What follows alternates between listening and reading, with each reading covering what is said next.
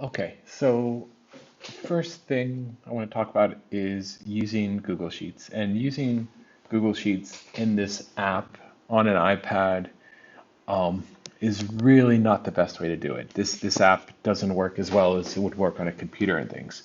So what I'm going to show you here is how to fool your computer, or sorry, fool your iPad into thinking it's on a computer. So here's my spreadsheet. Again, you can't do a lot with this. So what I'm going to do is click on the three dots here. So I'm going to go up to these three dots here. I'm going to click and it's going to open this. I'm going to go to share and export and I'm going to copy the link. Okay.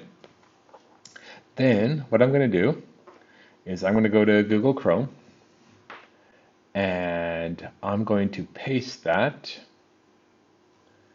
into Google Chrome. Okay? And give it a minute and it opens up here. Now, this looks even worse. That's because it is. So what you're going to do next is go up to the three dots again, click on them, and go to this one that says Request Desktop Site. Okay? Once you do that, then everything looks like it does on a computer. When it says this, they know I'm not interested because that app is horrible.